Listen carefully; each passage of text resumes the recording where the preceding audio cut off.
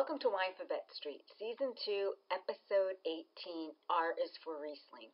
In this episode, we sit down with Stu Smith from Smith-Madrone Winery in Napa, California, and we talk all about Riesling. Stu is so knowledgeable, and his Rieslings are just so elegant. Sit back, relax, and enjoy this episode. Welcome to Uncork Your Mind, where we take the intimidation out of wine with your host, Debbie Giaquindo, the Hudson Valley wine goddess.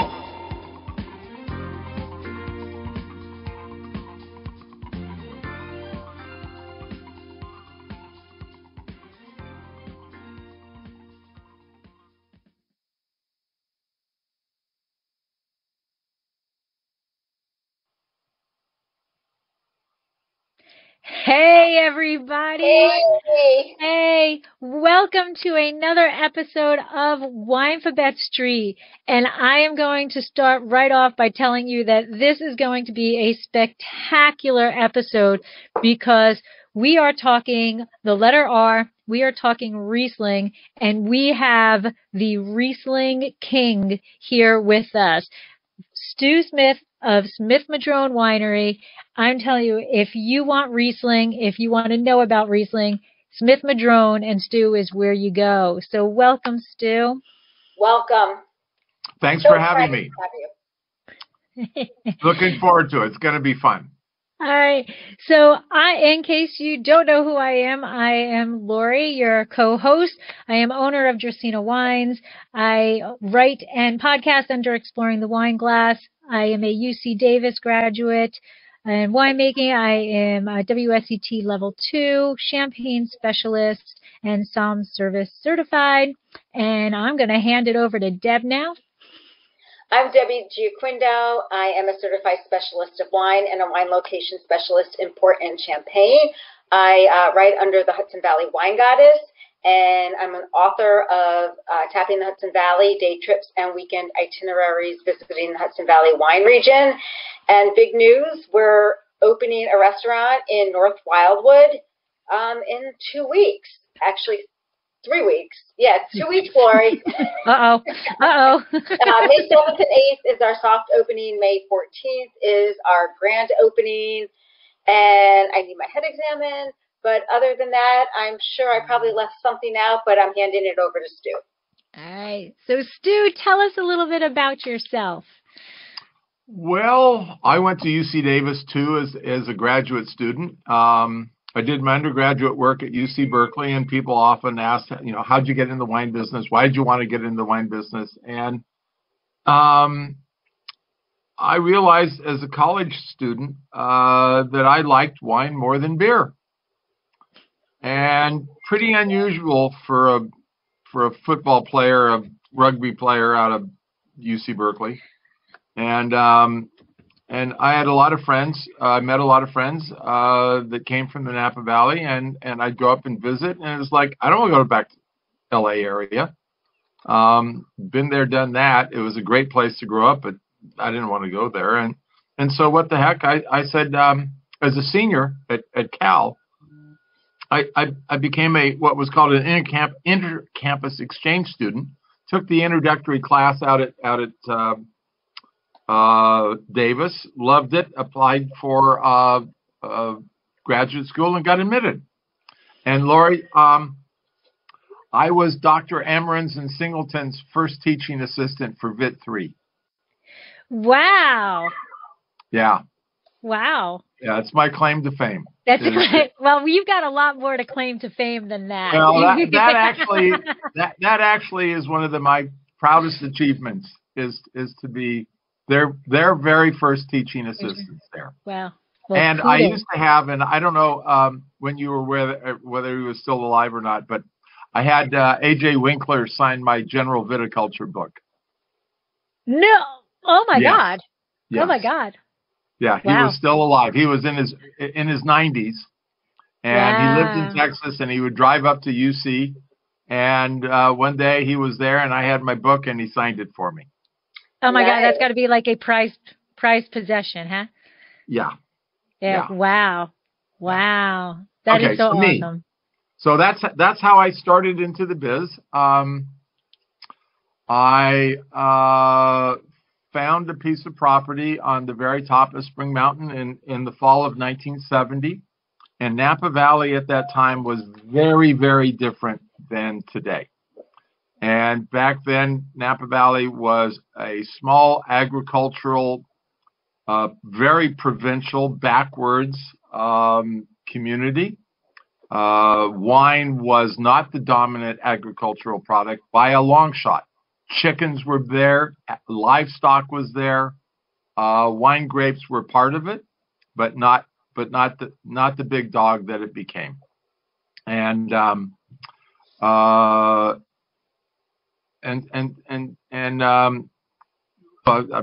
good friends with Bob Chinchero Sutter Home, and he tells of when they were struggling as a small winery before they invented White Zinfandel. When something would break, they'd call up the Martinis were just a fabulous family, and Louis would say to Bob, "You know where everything is. Just rummage through your stuff, our stuff, until you find what you need."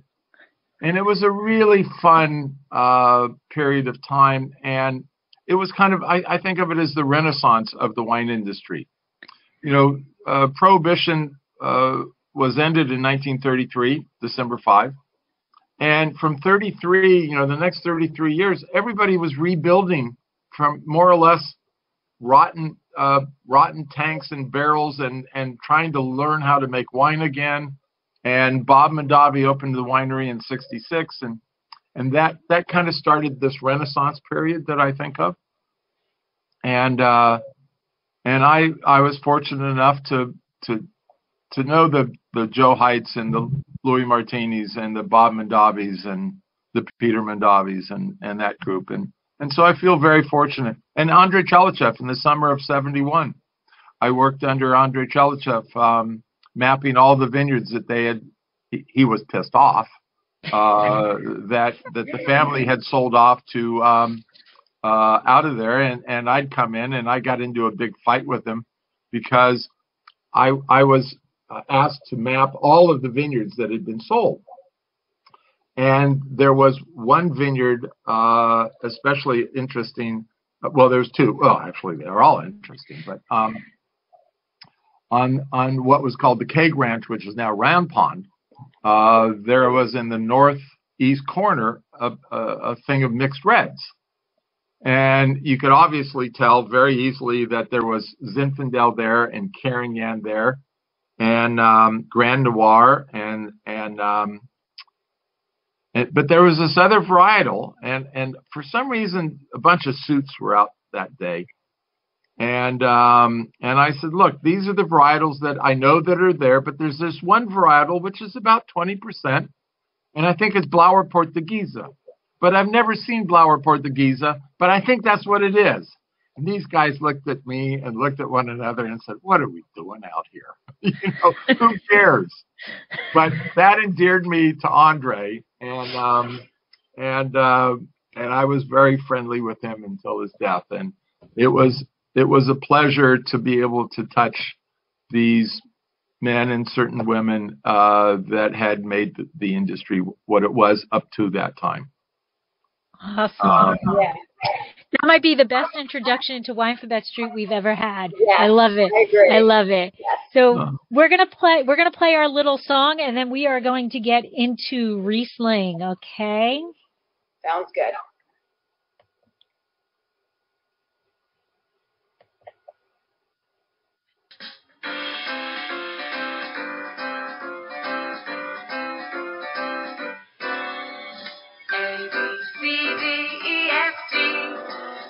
I-J-K-L-M-N-O-P Q-R-S-T-U-V-W-A-Y-N-Z.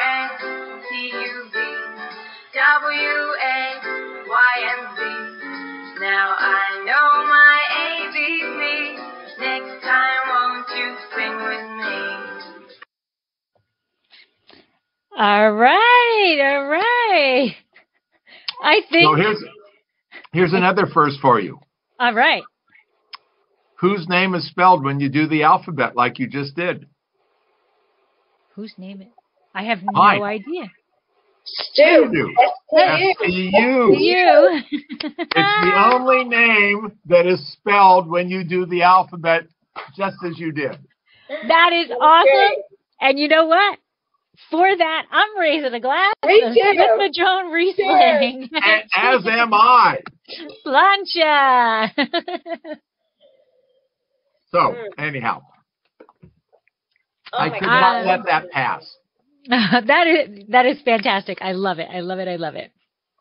All right. So good. All right. So Riesling. So first of all, if you can give us a little bit of history of where Riesling comes from and how it got to, I guess, to California. Right. Yeah. Okay.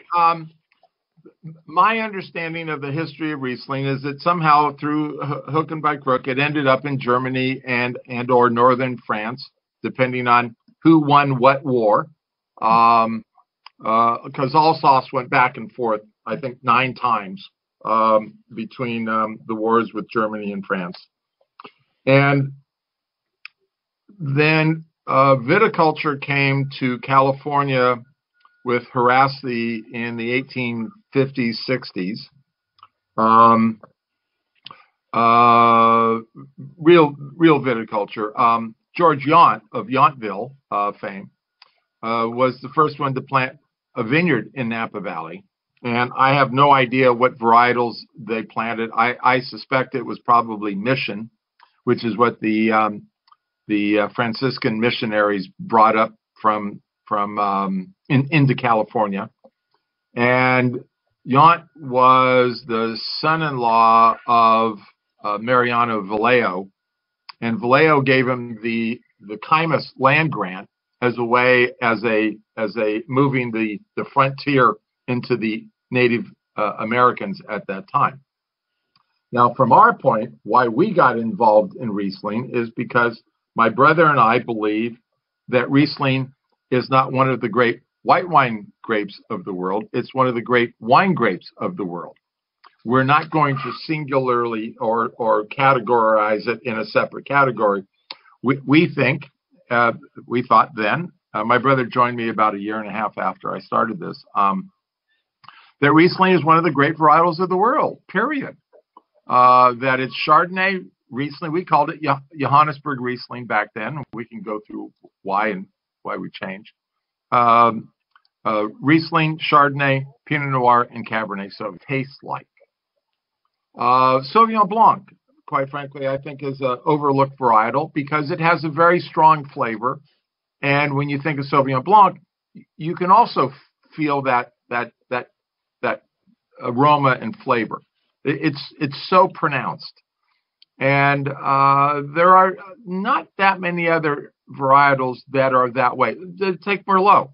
Most people who are consumers don't ever taste Merlot as it is grown and made into a wine in its singularity. And one of the nice things about Merlot is that it has no Merlot character. It has an ephemeral sense of aroma. There is no Merlot aroma, and which is why so many people use it as a blending grape to soften out the wine. And so, where am I going on this thing? Riesling.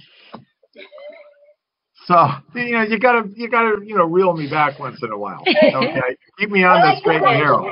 I like the tangents. Yeah, I love tangents. The problem is remembering where I left.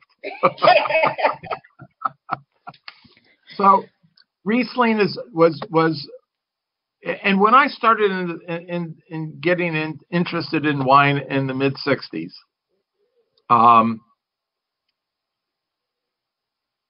Riesling was almost as popular as any other grape. Chablis, white Burgundies, Clarets, Bordeaux, Burgundies, red Burgundies, they were all kind of kissing cousins with one another. I remember buying a Romani Conti for $10, and it wasn't particularly very good. And it was a whole way different wine world. And when I was at Berkeley as a senior, there was a wonderful wine shop called Jackson's Party Service on the the southeast corner of Berkeley going into Claremont. And they had a bottle of 61 Lafite. And I was working at a wine shop in Orinda, and I knew about all the different wine shops and what they had. And they had a bottle of 61 Lafite. And I'd go in there, and if you guys ever saw the movie Dr. Strangelove, where Dr. Strangelove reaches out his hand to buy it, and then he brings it in, and he beats his hand down. That's how I was with that bottle. It was $27. Oh, my gosh. $27 for a bottle of 1961. And I just couldn't do it. That was a lot of money back then. That was a huge amount of money. Beaulieu was selling their regular Cabernet at $275, and the reserve it was like at $375. And I took my big brother to a store on the Solano Avenue. I've forgotten the name of the store. It was on the north side of the deal. And I bought a case.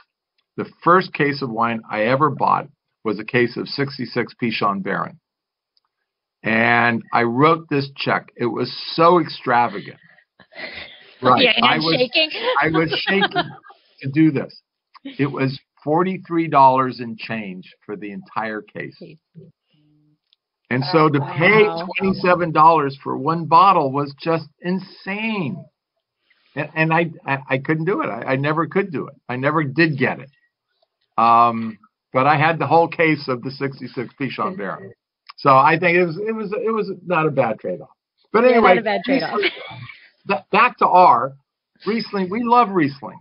Our first wine that we made commercially, legally, wasn't the first wine we made, but it was the first wine that we had. My brother and I built the winery and started in '73. And money was always an issue, so it didn't get built real quick because we were the ones who built it. And our first real legal crush was '77, and we did the Riesling, just 269 cases of Riesling. Because when we bought this, what made you plant Riesling? Well, because we were good, arrogant American boys. I've come up with all these sayings, and I love sayings that I've learned by living. And one of them is, California makes every bit as bad a Pinot Noir as do the French. They got nothing on us there. And that's especially true since I don't make it now. But with Riesling, there's an elegance to Riesling. There's a sophistication to Riesling. There's a thing with Riesling that I think no other varietal has. And that is that you bring the grapes in directly from the vineyard. It goes right through the crusher, the must pump, the press, into the tank. You settle it, you ferment it, you clarify it, you bottle it, out it goes. And we do a little bit of magic in between. But fundamentally, there's no malolactic fermentation. There's no French American oak. You don't have to worry about what your toast level is because there's no barrels. There's no lees, batonnage, stirring, any of that. You really get the pure expression of the grape. We started out at a residual sugar of about 1.7 in the beginning. And that first vintage, which was 79, unbeknownst to us, ended up winning what was called the Wine Olympics, held in Paris in 1979. And it was sponsored by the wine and food magazine Go Mio. And it was technically the very first international wine tasting with international judges. Now, we all know about the judgment in Paris, but that was a very small little group, all done by French folks, handled by who just passed, and it got all the attention. This tasting got a certain amount of attention, but not nearly that which the judge in Paris did, because they were all French judges. So that was a tangent that I went out to, and so I got to reel myself back. I'm gonna reel you back. At 1.7 RS, what was the acidity at that point? We were right. What were you know what I'm saying? I need to be specific. Yeah, no, that's fine. One of the consistencies with Riesling is that we've always thought, and back then and still to this day, that about 22.5 degrees Brix is the level that we want, because we end up with enough natural acidity. If you get much higher than that, you're going to start getting higher alcohols. And one of the things, Lori, that I've found, and maybe you've seen, and that is that when I got out of Davis, we all thought the conversion rate of Brix to alcohol, I know where you're going. Was supposed to be 0.55. BS. We're looking at conversion factors of close to 0.625. Mm-hmm. And one of the things that I have been barking at the moon over for 40 years now is that we need yeasts that are less efficient in converting sugar to alcohol. It's okay to have slightly higher sugars if that's what you want, but that high conversion rate just doesn't work. You get the alcohol is too high, and the I'm trying not to wing off into left field here. I'm trying, discipline. We need to have yeast, the manufacturers of yeast, come up with less efficient yeast. And that's super yeast. Right. So as an example, if you had 24 degrees Brix, and for everyone that's listening, that would give you a alcohol, if you harvested at 24 degrees Brix at 0.55, would give you 13.2% alcohol. If you harvested it at 24 degrees Brix and multiplied by 0.625, which is the real conversion rate, you're at 15. So it's a huge spread. Yeah. Huge spread. And back to Pinot Noir, I know we're on R, but there's a P in the world. And when we started making Pinot Noir, my brother and I said, look, there's no one in California that we can mimic, to look at and say, okay, they're doing it right. Because frankly, Pinot Noir is enormously difficult to make a good one. Anybody can make a Pinot Noir, but to make a good one is really special. And so we said, since there's no one in California that we can follow, let's have an attitude that is very cavalier. Who gives a shit? What does it matter? It's just Pinot Noir. And maybe that way we will stumble onto the way to do it. And one of those things that we did is that we started, and this we started in 75. We started making Pinot Noir with what I called a Bronco fermentation. We used wild yeast. And since we were in the West and it's wild, I called it a Bronco fermentation. And did you trademark that? I did not. That was not the attitude back then. Today, that's the attitude. So what happened is, and it worked like clockwork, and that is Clecra, which is a wild yeast, took off at about 3.5 days on the dot. And for everyone listening, that's both good and bad, because Clecra kicks off ethyl acetate, which is nail polish remover. And so the first time this happened, I went, oh, God, we screwed the pooch on this one. And by then, I'll go to my book, and I'm going, Clecra kicks off ethyl acetate, but dies off at about 1.5% alcohol. And then the dominant yeast in the winery takes off, which is Saccharomyces cerevisiae, and whoosh, the thing finishes. So unbeknownst to us, we were the first winery. Well, we knew we were the first winery to go back to wild yeast, and we didn't know, because nobody thought it was of any importance, and that is that we did a pre-fermentation maceration, a cold soak, if you would. Now, the issue about cold soaks is that there's no alcohol, so there's no real extraction.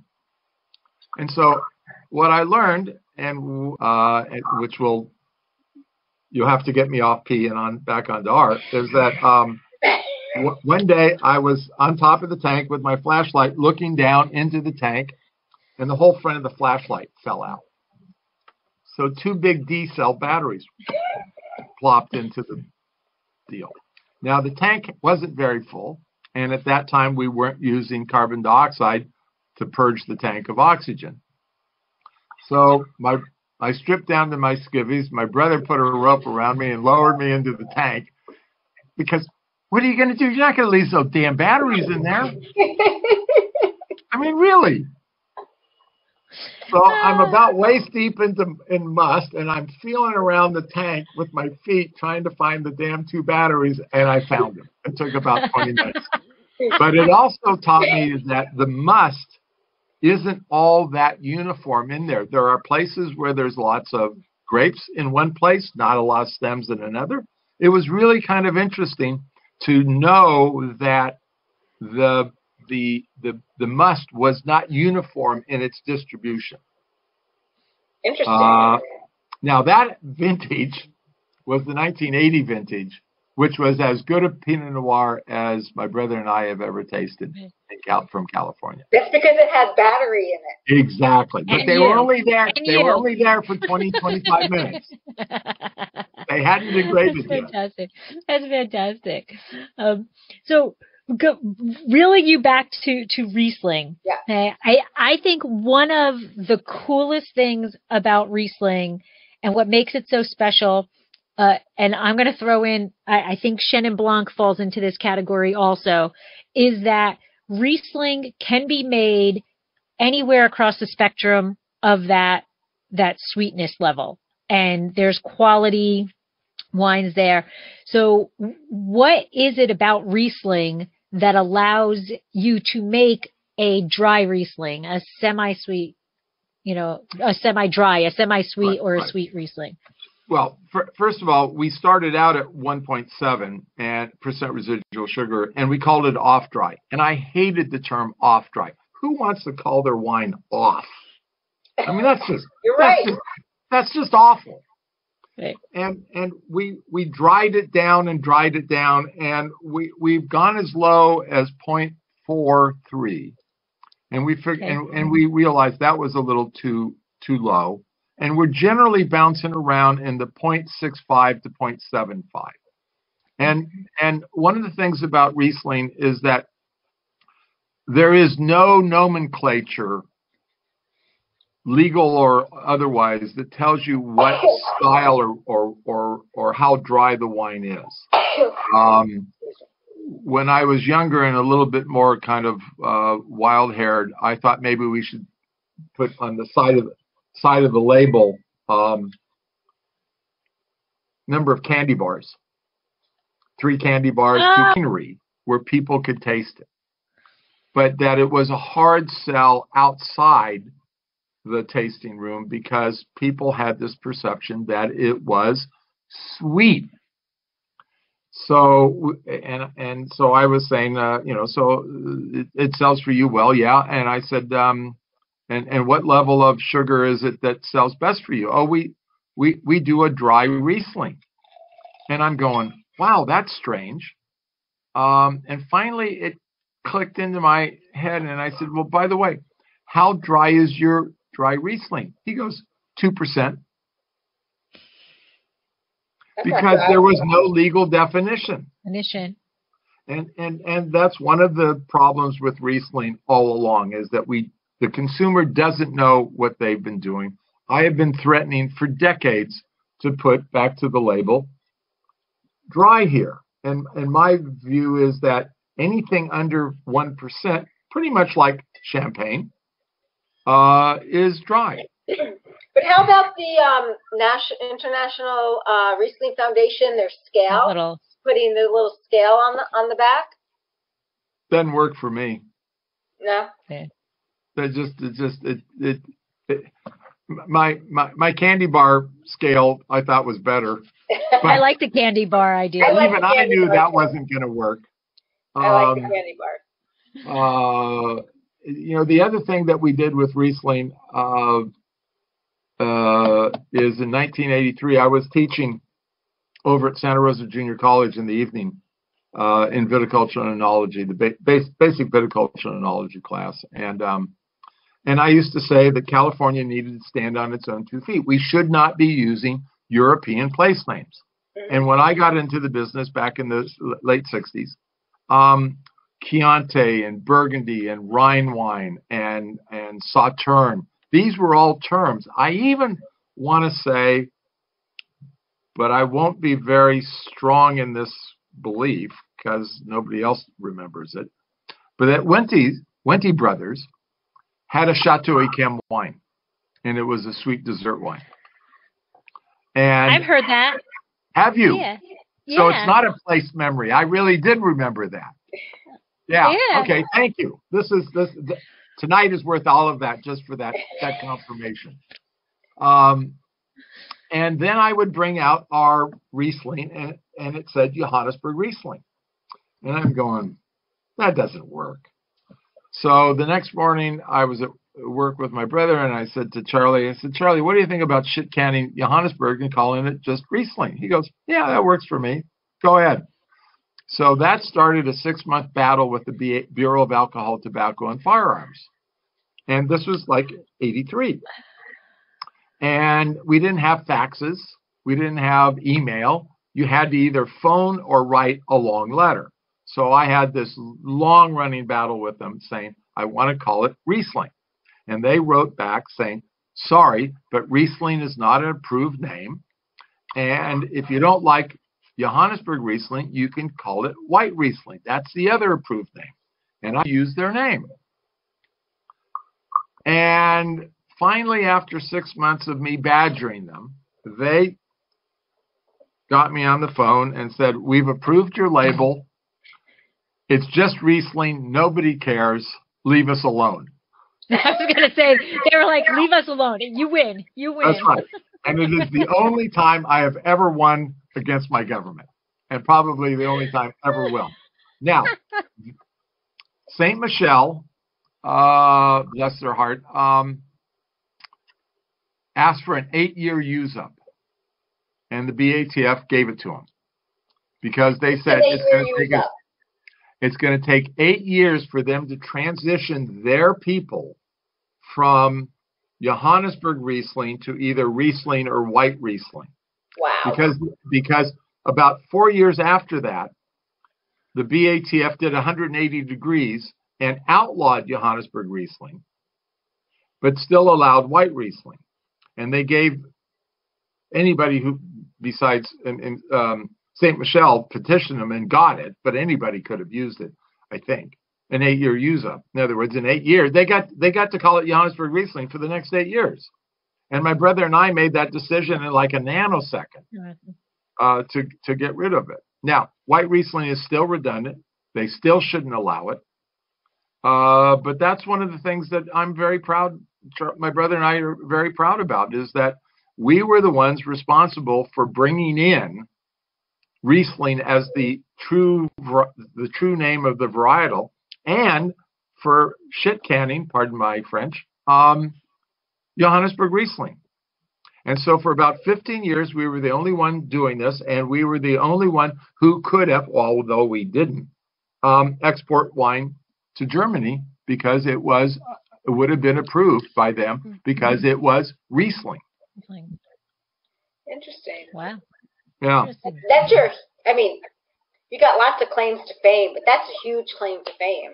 It's one of the ones I'm very proud of.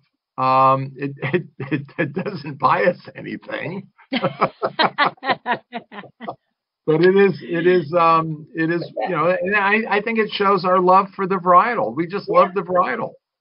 The other thing as we're talking about it is that there's no other varietal white wine that ages as well, nor, and then we'll go back to it, but nor is there any other varietal that accompanies food in a way that Riesling does. As I like to say somewhat flippantly, no wine goes with Brussels sprouts or asparagus. But after that, there's no wine that is more versatile, that can go with more things than does Riesling. And when you age Riesling, you age, and not every vintage, I have to be, honest about this. Not every vintage is going to last 25, 30 years. But when they are good, they are every red wine. And with our Riesling, you get a bottle which is really close to greatness. Yes, and the 16 is just. So I'm just gonna take that time to segment. So to prove that Smith-Madrone's Rieslings are age worthy, they currently are selling a vertical of 6 years. 6 years. 7 doesn't make sense in packaging. 17. 14, 15, 16, 17. Yes, right. For $250, which we think is a great deal. And so you can go back and see how the vintages are. And that also exemplifies what it is that we believe in winemaking, which is that vintage dating is a celebration of the diversity of the vintages. And that's what wine is all about. It's not pounding the square peg through the round hole. Not on our side of the wine business. If we're sat at home and making gazillion cases of White Zinfandel, absolutely go for it. But what we're trying to do is to get the vintage into the glass of wine. Whatever Mother Nature put or didn't put into that wine, it's our job as the grower and the winemaker to extract that and to get that uniqueness into that glass. And from in that same concept, we know the term terroir, and we can argue about what it means forever and ever until the cows come home. And in the New World, we talk about it as being somewhat of a sense of place. I think of it as an ephemeral sense of art. That Smith-Madrone Chardonnay should be different from Keenan Chardonnay or Schwager Chardonnay or Stony Hill Chardonnay, all our neighbors, or Robert Mondavi or Kendall Jackson. Each winery should make something that is unique into themselves because of the site where the grapes are grown, the varietal, the climate, the grower's attitude toward things, the winemaking attitude toward things, and all of that together is what I think should become unique. And if it's not unique, let's say our wines are no different than Robert Mondavi or Kendall Jackson, we don't deserve to exist because they can make it cheaper than we can. We believe that we can make something that they can't. And so that's our reason, to exist, is to make something which is unique and different. And we make wines for ourselves, my son, Sam, and my brother and Charlie and myself, we make wines for us. And if we like the wines, then we think there are enough people out there that have a similar palate to us, and we stay in business. And if we get so whacked out that nobody else likes the kind of wines we like, then we don't have a reason to exist. So let's talk about what's in our glass. Yes. Shall we? So yeah. Lori and I have the 16. Yes. And you have the 17, correct? I have both the 16 and the 17. Both? Yes. What's the petrol in it? I love the 16. The 16 vintage was a terrific vintage. So it was warm, wasn't it? I don't even know it anymore. No. The fires have fried my brain. Oh. Between the fires and the pandemic, I don't remember squat anymore. What I know is that the 16 Chardonnay, the 16 Cabernet, and the 16 Riesling, and the 16 we do a Cook's Flat Reserve, they're all just fabulous wines. And kind of like my children, I don't take credit and I don't take blame. And if you want to blame somebody or credit somebody, it's Mother Nature. It's it's her doing that allows us to make wine from really special grapes. And we do the same thing in growing grapes pretty much every year. And that stamp, that uniqueness, that diversity is, I think vintage dating is to celebrate that diversity, as I said earlier. It's so important for a small winery not to make it all the same. There should be differences between vintages. The 17 I had just before I came here is a little bit more austere at this same stage. This wine is just beautiful and a lovely, just elegant aroma of floral and flowers and I mean, it's like sticking your nose into a bouquet of flowers. I'd go with that. I'm loving it. It's just there's an elegance with it, and it just dances. And it's also hedonistic. It thrills the senses. Mm-hmm. And also another one is that you taste the taste is confirming the aroma. And yes. And for me, that's a little thing that I really like in a wine. Not all wines get that. Not even all of our wines get that. But when that aroma and that taste are coordinated together, that is the balance that I'm really looking for. And it's wonderfully balanced. Yes. I mean, and that's what Rieslings are all about, is that balance between sugar and acidity. Mm-hmm. And the interesting flavors and layers that go with it, and our 16 Chardonnay, which unfortunately is sold out, and our 16. I'm just saying, I have 4 bottles, baby. I have 1. Oh, I love that wine. I just think that is a fabulous wine. I have 4. Stu, I've got a question for you. Yeah. On your Riesling, and it's planted on your eastern exposure. Is there a reason for that? Yes. When I was laying out things, by the way, we do have magnums of the 16 Riesling still available. Ooh. And they're very fun bottles. Needs the least amount of heat and is susceptible to frost, as is Chardonnay. And then Riesling really fell in somewhere in between. The Chardonnay and Pinot Noir push the earliest, the Cabernet pushes the latest, and the Riesling comes out between the two of them. And so on this area that's called Cook's Flat, there's just a little bit of a dip in it. And we put the Cabernet there. We originally planted 5 acres in 1972, 5 acres of Cabernet and Pinot Noir, Chardonnay, and Riesling. And so I put the Cabernet in this one area because of the little dip, thinking that if there was frost, that would be the right place to put Cabernet because it pushes later, so almost 2 weeks later than Chardonnay. So you don't want to put Chardonnay in a place that might catch frost. So then I put the Pinot Noir on the north slope.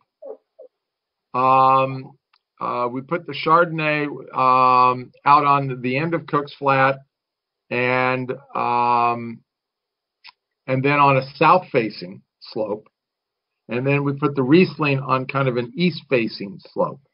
So life on the mountain is a compromise. You don't get to do whatever it is.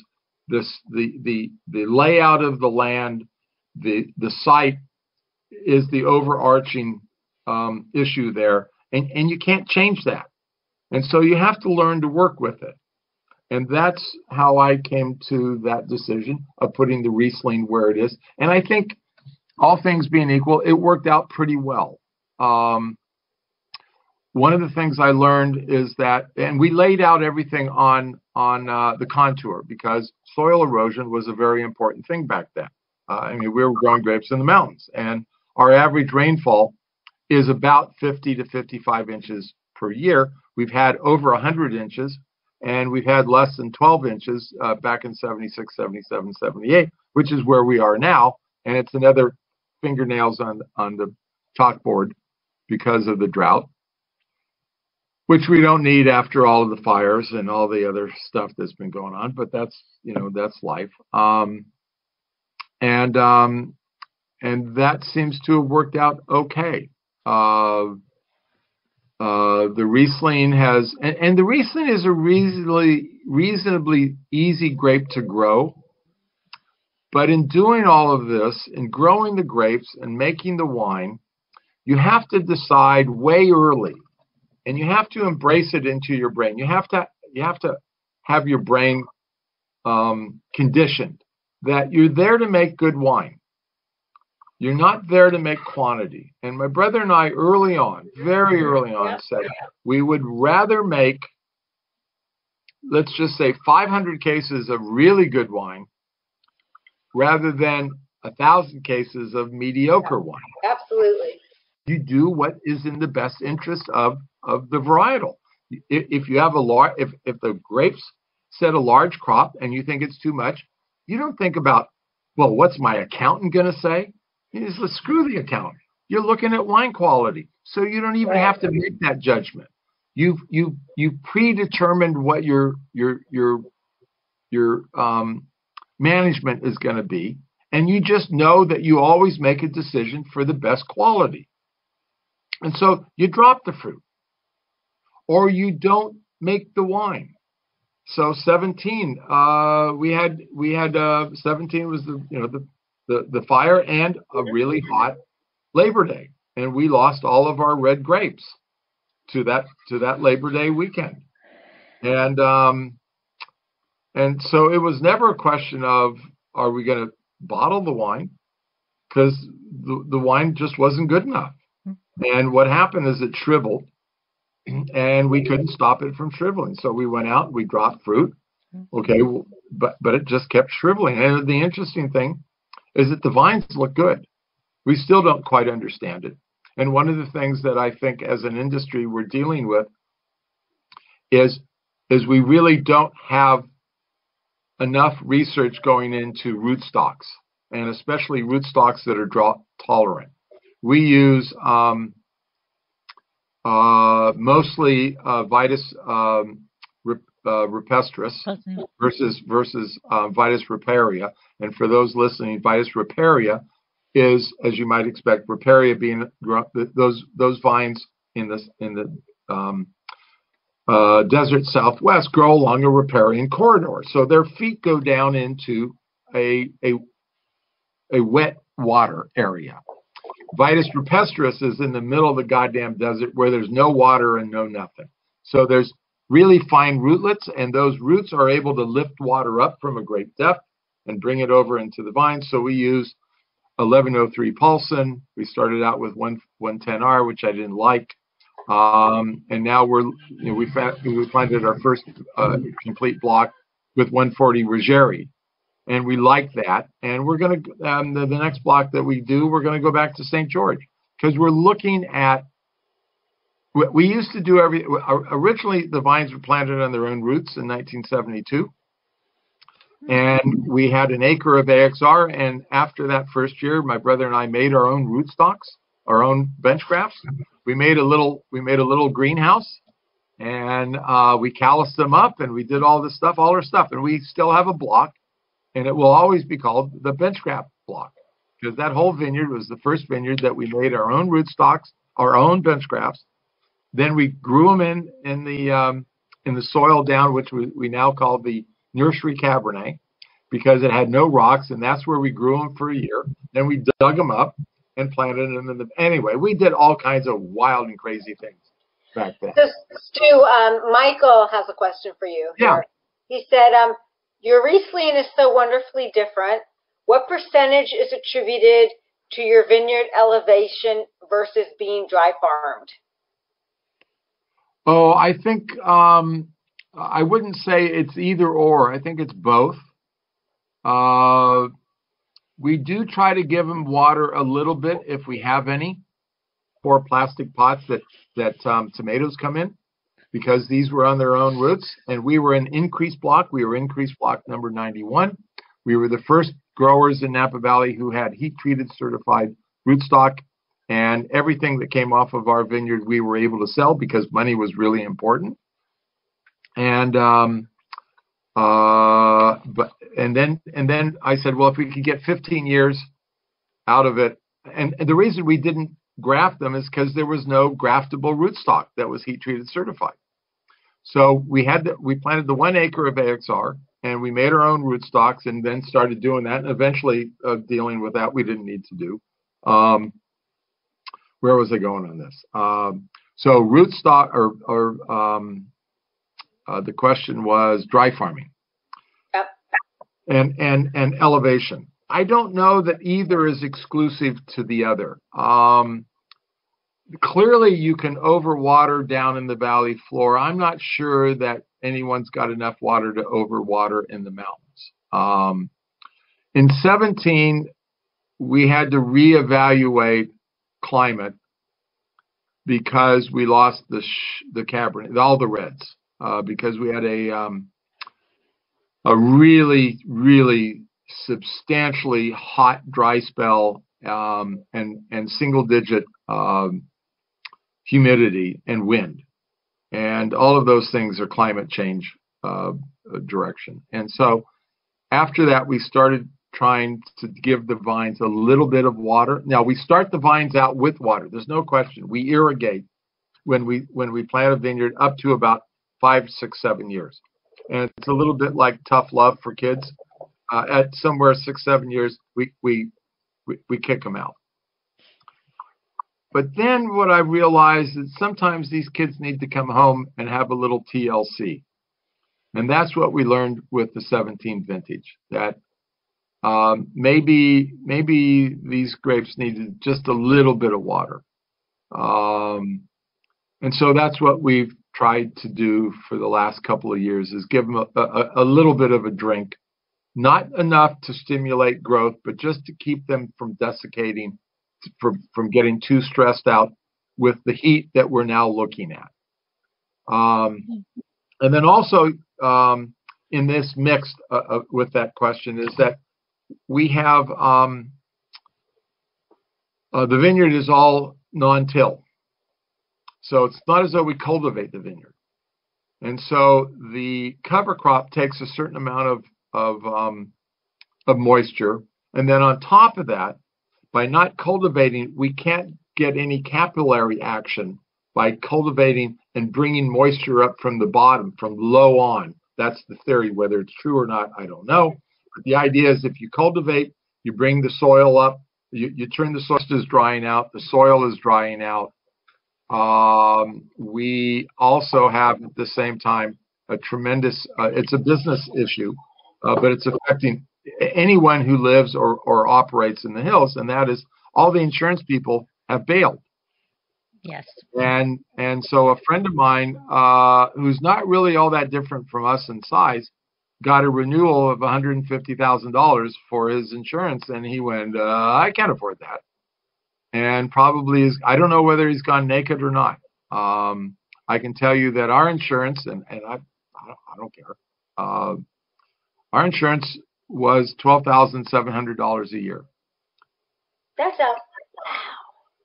Oh no, wait. And that's just one. That's what just your. That was before. And that's just your property. That's general liability, auto, umbrella, and property.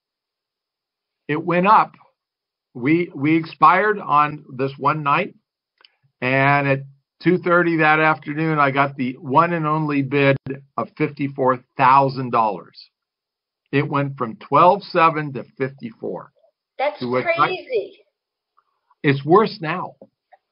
That is crazy. Yeah. Right. And that's if you can get it, because a lot of them want nothing to do with it. So they're forcing wineries to be naked. Right. Yes. Right. And I have to be very blunt. It's keeping me up at night. It's scaring the shit out of me. This has just been a brutal year. And the insurance issue, our insurance renews in August. We understand that California, we ended up on what would be called, I don't know if you guys have it, if you're a bad driver, you end up in a thing called assigned risk in California. Okay. Well, we ended up in the equivalent assigned risk called California Fair Plan. And it's the court of the last resort, and it's really shitty insurance, but it saved us a certain amount of money. It made it affordable to have us because we don't want to go bare. Now, I'm not afraid of losing the fire, the winery or the shop or anything to the forest fire. I'm just worried about the incidental fire, the plug that went bad, the rat or the mouse that chewed into the damn electrical wire. I mean, we live in a rural area. These are real critters that we have to deal with, and that's driving all of us just batshit, and it's really hard. But not only that, that hefty price is just going to reflect in the price to the consumers. Well, that's the economic theory, but that doesn't always work, in economic theory. And my undergraduate degree at Berkeley is in econ. Happened to be macroeconomics, but nonetheless, it's still econ. And that is that you don't get to pass on things to the consumer. Not everything. You can pass them on if they're willing to accept the price, and you can still sell.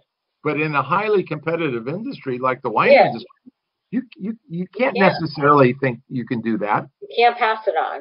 No, you can't. And you can make the cost consumers, right? Consumers are going to raise a flag from if you're selling a $20 bottle of wine, and now because your insurance goes up, you're going to $40. Exactly. You're not going to sell that wine. Exactly. They don't care, nor should they. That's not their issue. They just want to drink. Yeah, right. Yeah. Okay. And frankly, the pandemic was I thought going into the pandemic we were just going to get slayed, and the pandemic was actually pretty good.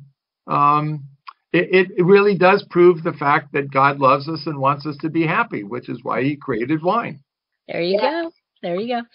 So Stu, I have a kind of a technical Riesling question. So you talked about when it harvests and stuff, but is there anything that Riesling is prone to? Like, is it prone to mildew? Is it prone to measles? Measles. What did you say? Measles. Really? Okay, you're killing me on that. No, it's a grapevine disease. It generally happens when the vines are old. Berries then come up with a kind of a dark gray color, and they have spots on them. Now, it doesn't hurt the fruit. You don't have to cut the fruit out. It just looks like hell. Oh, okay. And the vine will show measles one year and not the next year. But that happens when they get older, and sooner or later they're going to start to decline.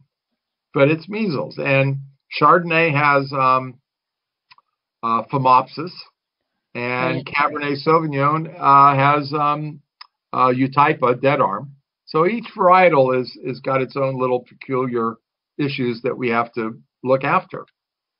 And when it has its measles, is it affecting the ability to ripen correctly, not as far as I know? Okay. Not as far as I know. I don't think it affects the and there aren't many. It's not as though there's 10% or even 5%. There's probably less than 1% that just pops up as the Riesling vineyard gets older.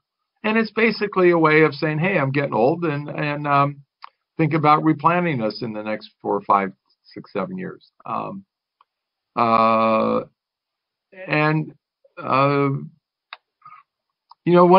of the wonderful, interesting things about being in the wine business is that you don't know everything, and you only get to replant so many times in your life, and we started replanting because of phylloxera in '98. Some of our vineyards are coming into maturity, real maturity. There was 20, 22, 25 years old. 20, 22 years old. They were older. But when you, as a grower, when your vines start to decline, in our case, it was because of phylloxera in the late 90s.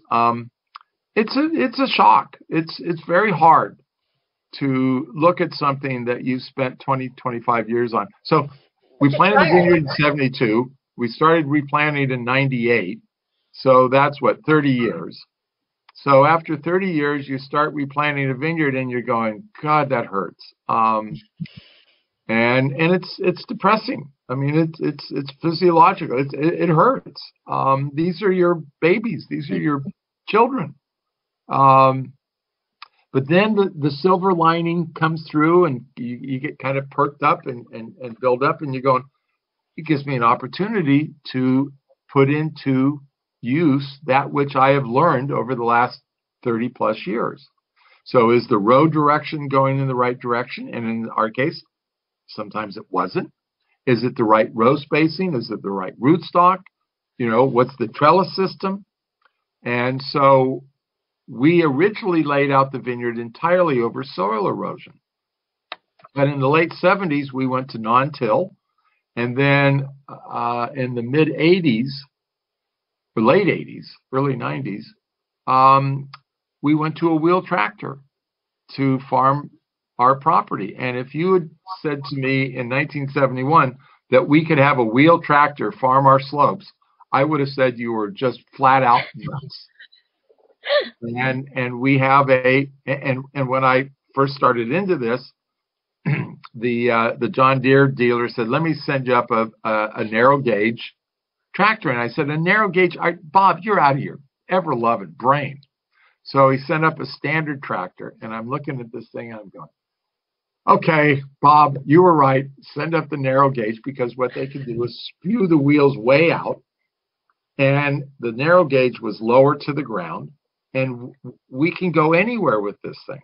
Now it isn't as sturdy on the ground, nor can it pull the gondolas of our grapes that our crawler does, because our crawler weighs close to 10,000 pounds, and this damn wheel tractor probably only weighs, even with all the weights on it, 3,000 maybe, I'm guessing.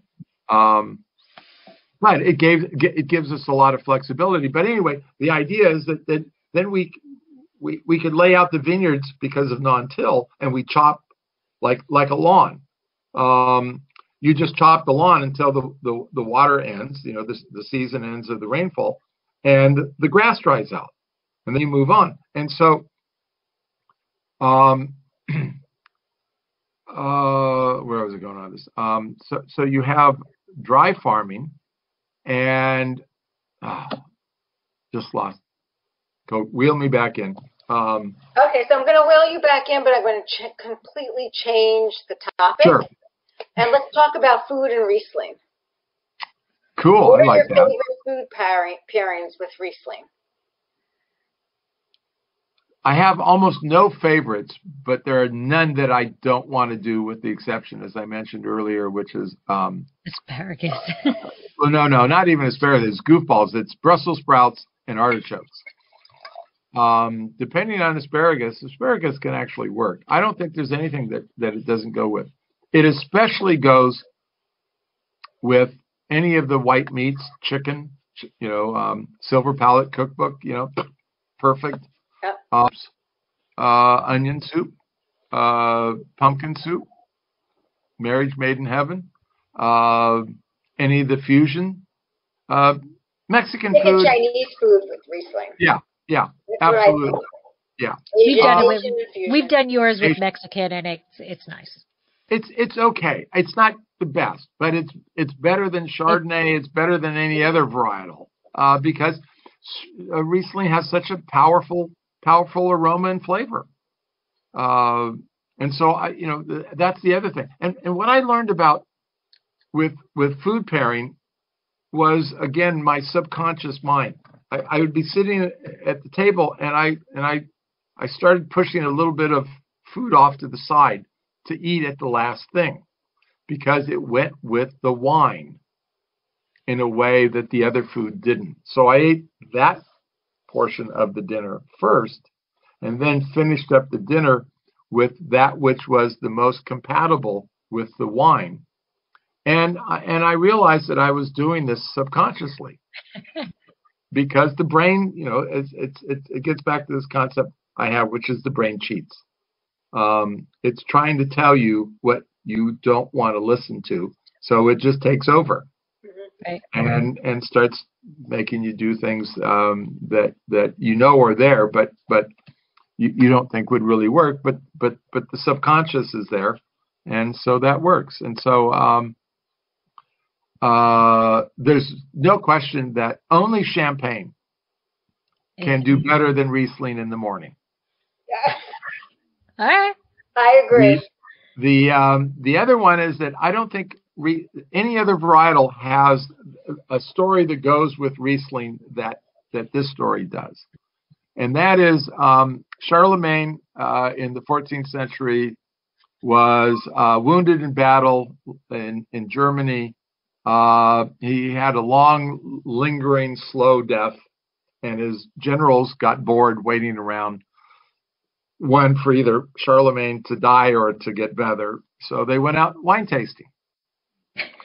And they came back in the late afternoon, just schnockered. But they burst into Charlemagne's room and they said, "Buddy, you got to drink with us. We found this great wine." And Charlemagne says, "Just get out, leave me alone. Just let me die in peace." And drunk generals, I suspect, are drunk generals the world over. They don't take no for an answer. So finally, Charlemagne had to relent and said, "Okay, give me a glass of wine." So he started drinking with them. They all went and passed out. And the next morning, Charlemagne started to get better, and he recovered. And the wine has been called Bernkasseler Doctor ever since. Now, it may well be an apocryphal story, but it is still a fun story. It's a fun story. It definitely is. It definitely is. And Michael's favorite is with spicy fish dishes. Chinese. Oh, yeah. Yeah, spicy Chinese. Yeah, I don't know anything that it doesn't go well with, again, except for Brussels sprouts and artichokes. But then nothing goes with Brussels sprouts and artichokes. No, I love Riesling. I probably, of the three of us at the winery, I drink more Riesling than the two of them combined. To me, it is a truly great wine. And it's just so hedonistic and so flavorful and so interesting. And it's so just elegant. And so elegant. Yeah. The elegance of this wine is just incredible. And I have spent my entire life like Sisyphus, rolling that damn rock up the hill. And just when I think it's going to get over the edge, it rolls back down on me. And as frustrating as that is from a sales point of view, we won't give it up because we know how good it is. And I'm hoping that just like wingtip shoes come into fashion every 40 or so years, Riesling will eventually come back into fashion. Well, I think you are leading the path. I think Smith-Madrone is leading the path in that, because there are so many people who say that their favorite Riesling is Smith-Madrone. And, to be honest, I like Riesling, but I don't buy a lot of it, but I buy yours every vintage. One of the things we found is that a lot of young people and the sommelier community love Riesling. Why you all and they can't transform this into the next thing, I don't know, but we all have the great knowledge of knowing we love what we know, and we'll see. Yeah. But so I want to thank you for joining us today and sharing your knowledge and your stories, and just honestly, Stu, being you, because I love you. I love you. Yeah, and I'm honored to finally meet you after tasting your wines and falling in love with your wines and falling in love with you. So thank you. And I can't wait to be able to come out and visit you in person. Well, we're looking forward to that. We're trying to figure out when we're going to reopen. We don't know quite yet. I think the rush to reopen is somewhat sophomoric, maybe, or whatever the term would be called. We're we're a little reluctant to open until we can treat people the way we think they should be treated. And if I never read another protocol about how to deal with something because of the pandemic, it will be way too soon. Oh, I hear you. I concur. Yep. Yeah. I hear you. So we want to be, I'm sorry, go ahead. No, go ahead. You go. Well, I just want to say that we want to be able to greet people in a very natural way and be hospitable and as long as there are all these restrictions, that just doesn't seem the way to do it. Yeah, it's a very awkward situation. Like, all right, so I'll shake your hand. No, I'm not going to shake your hand. No, I'm going to do, it will be nice when it's just back to being a human being to another human being interacting. Going like this. Yes. Yes. Yeah. Exactly. And one of the things about the wine, and that is that I think wine is one of the greatest beverages ever created on earth, and it really belongs. It's a social beverage. It's not a beverage that you want to drink by yourself. I mean, liquor's quicker. In fact, but that's not what wine's for. Wine's there to share. Go for it. Battle another day. Yes. Yeah. So you are not open for tastings at the moment, but people can still find you at Smith-Madrone Winery.com, or is it? We will. Yes, Smith-Madrone.com. Smith-Madrone.com, and we are still selling wine. We like selling wine. It's what keeps us going. But we're thinking about. We can't imagine that this. Gavin Newsom has said California's opening on June 15th, and we're going to hold him to it. Okay. Good. And so in the meantime, the 16, which Debbie and I had, is actually only available now in that vertical, but the 17 is there. The current release, and there's also the 16 Magnums. And the 16 Magnums. Definitely whoever's listening to this, get the 16 Magnum. You will not be disappointed. Yeah. That's just it's really a fun model. That's just going to be a party. Yeah. Excellent. Summer's coming. I can see it by the pool. Yeah. Yeah. On the boat. And again. The dinghy dock. The dinghy dock. The dinghy. Lori's been on our boat. I have been. The dinghy dock. I have been. He's been to the marina. D is for dinghy. I like it. It. So I just want to say thank you so much, Stu, for taking time out to talk to us and share your knowledge on Riesling and to share your stories. And I honestly can't wait for you to open again because I want to come visit and go through tasting with you. In real life, it will be nice to do that. But again, it's smithmadrone.com. And I mean, I think it's a rare moment. I will always promote wines, whatever, but this is a wine I personally love. Like vintage after vintage. Yeah. I love it. And I know this is Riesling, but your cab is beautiful. It's just, your wines are, I don't want to steal Debbie's word, but it's perfect. Debbie called it elegant, and it's elegant in a bottle. I mean, you drink any of Stu's wines, and it's just like dancing on your palate, and the stars are rising like this, and it's just elegant. It's completely balanced. It's just wonderful. I mean, I can't describe it anymore. Yeah. I mean, and I have to say, I wish I could clone you. And I will say that I was laughing at you pushing the food off or whatever, because honestly, Stu, with your wines, I just want to drink the wines by themselves. Like they are they pair wonderfully with food, but they're just great on their own. And it's almost like I don't want to share my palate with the food. Thank you for that.